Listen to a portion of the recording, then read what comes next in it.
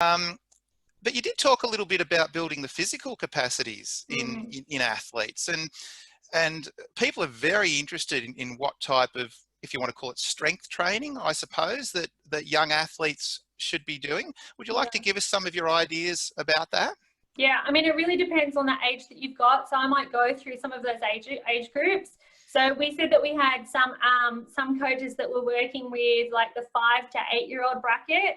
And I mean, even at that age group, your young athletes can do things where you're teaching good mechanics in them. So, you know, they're doing bodyweight squats, they're doing lunges, they're doing push-ups. You know, you can take them to monkey bars and get them doing pull-ups, but they're doing basic strength-based activities.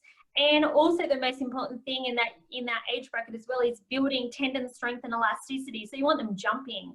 So, you know, things like double leg jumps, single leg jumps, teaching them to land properly. All those sorts of things are really important in that age bracket. I mean, jumping is important for everyone. It's a big, big thing for me. If you want to be fast, if you're working with those older athletes, it's all about lift, jump, sprint. You know, you have to be strong, you have to jump to get elastic power, and you have to sprint. Sprinting is the #1 plyometric activity and the #1 thing that you need to get fast.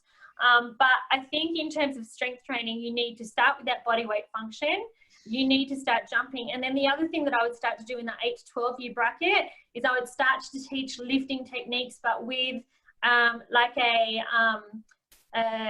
a broomstick handle or a dowel or something like that, where I'd start to teach lifting techniques in young athletes. So they're just going through ranges of motion, so that by the time you do load them, you've got competent lifters that are going to be moving load through correct kinetic chains and ranges of motion. I think that's really important. But vertical and horizontal jumps are really, really critical in young athletes.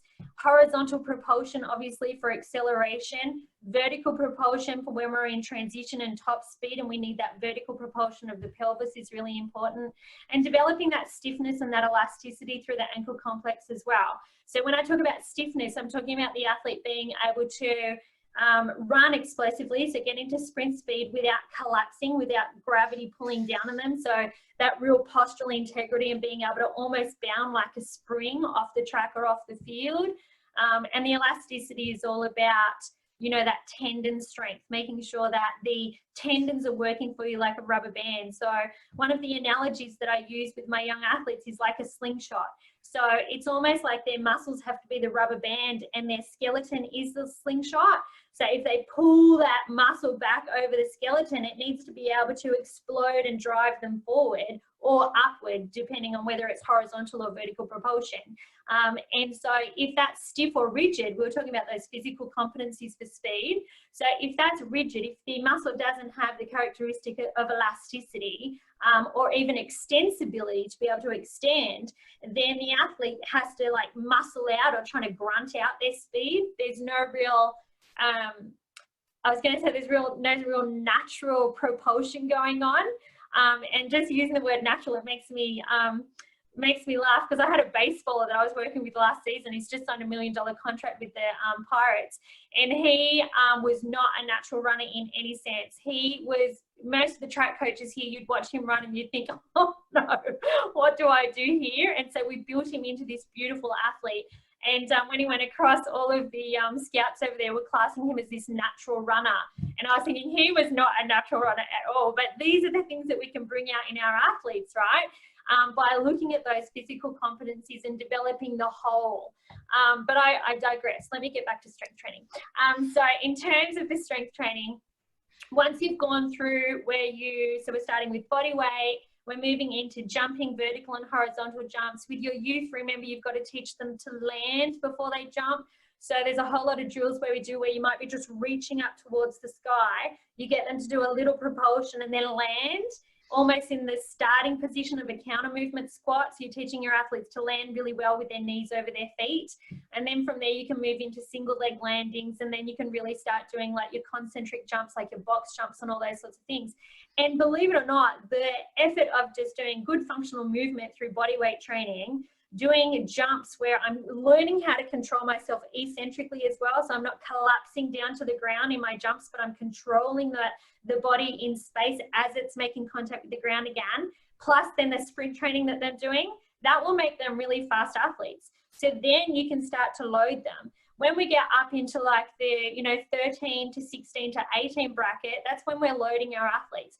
That's when we're starting to, well, even in the younger ages, like that 10 to 13 age bracket, you're using medicine balls. So you're actually getting that propulsion going where you can push through those concentric efforts and those power efforts with the body without having to decelerate. When you're in the gym and you might be doing a bench press, for example, and you're accelerating the bar, but you then have to decelerate to control the end point of the lift. The same with a squat and all those sorts of things. So all of our traditional lifts have an acceleratory but then a deceleratory controlled mechanism so that you don't destroy the joint structures. Well, when you use medicine balls, you don't have to worry about that because you're releasing the load.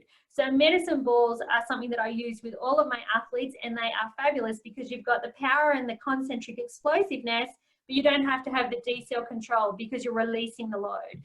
So I use a lot of med ball work with my youth athletes. I also use a lot of strength band and bungee work with my youth athletes as well. So where, for example, if you're just teaching nice acceleratory mechanics, you might put a strength band around the hips. And it's really, really good if you've got young athletes that are flexed at the hip and you want them to have good lean, but without that excessive flexion of the pelvis, so the glutes in this stretch position, and the glutes are the powerhouse for acceleration, then by putting a strength band around their hips and holding them behind, it forces the body, without them even thinking about it, to push the pelvis forward. So now you're getting that nice concentric effort of the glutes driving them forward and getting them into nice acceleratory mechanics.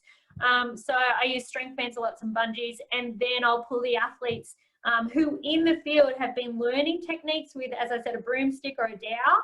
Now we're in the gym and we're loading and we're going through all of the, classic strength-based work. But then even in the gym, you have to look at, have I got a concentric, powerful athlete where I'm really working on max strength? Remember, when you're working on max strength, it's really only the first 10 meters of the sprint effort, do you know what I mean? That the strength work is going to dictate how will you get out of the blocks and how will you get into acceleration. The rest of it, once you get into top speed, that's where your elasticity comes into play, your postural integrity comes into play, all those sorts of things. So the plyometric kind of stuff becomes more important through transitioning into top speed. I've been talking a lot about strength training, but that's what I do. No, that's fantastic. No, absolutely, and it's fantastic.